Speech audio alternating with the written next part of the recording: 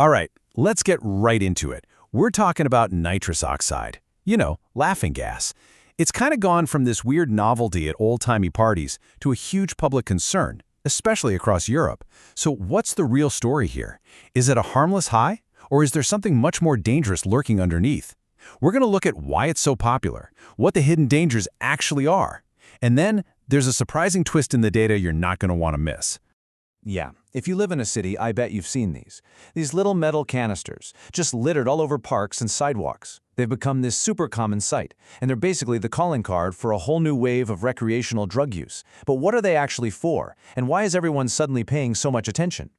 And that is a totally fair question, right? I mean, come on, it's called laughing gas. Dentists use it. It's literally used to make whipped cream. So you have to wonder, how dangerous can this stuff really be? Well, as you're about to see, the story is a whole lot more complicated than you might think. So, to really get our heads around this, we first have to understand the substance itself. Nitrous oxide. Well, it kind of leads a double life.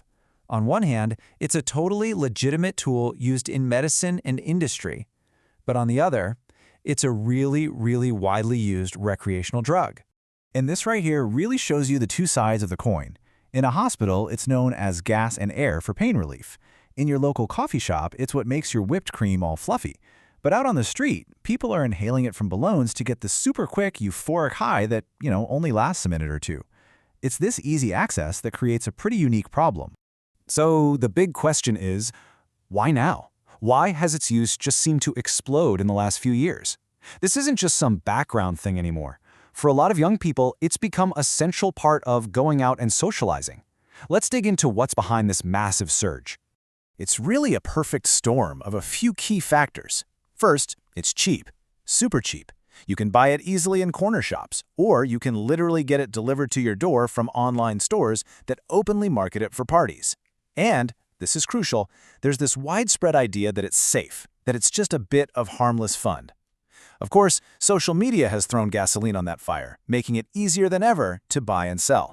And this is the real game changer. The market has totally shifted. It used to be all about these small 8-gram cartridges. People call them whippets. Now, we're seeing these huge industrial-sized cylinders everywhere.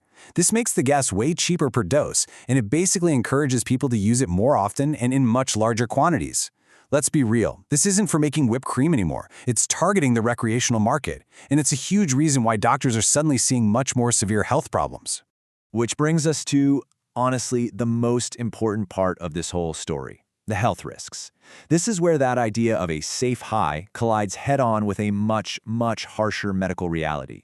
Okay, so let's start with the immediate effects. The drug advice service Frank lists the kinds of things you might expect from a quick high, right? Dizziness, bad headaches, maybe sounds get a little weird.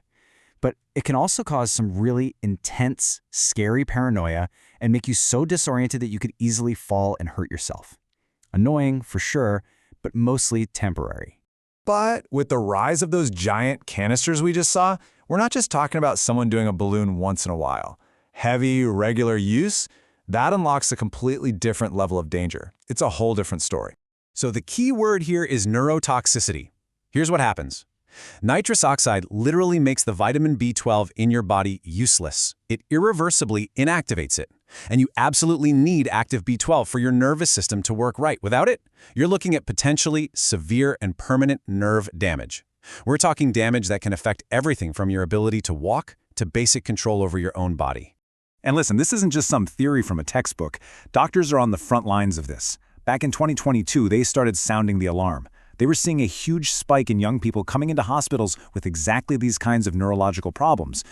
Tingling in their arms and legs, trouble walking, losing their balance, and it was all being linked back to heavy nitrous oxide use. So faced with these growing health scares and, the public being fed up with all the litter, the UK government decided it was time to get serious. And that brings us to the big legal crackdown. The change was really fast and really clear. Before November 8, 2023, it was totally legal to just have laughing gas on you. The law only went after people who were supplying it for others to get high.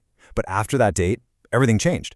Nitrous oxide was officially reclassified as a Class C drug, which meant for the very first time, just having it on you was illegal. So the really important thing to understand is this jump from the Psychoactive Substances Act to the much tougher Misuse of Drugs Act. This move basically criminalized the user, not just the seller, and the penalties are serious. They range from a fine all the way up to prison time if you're a repeat offender.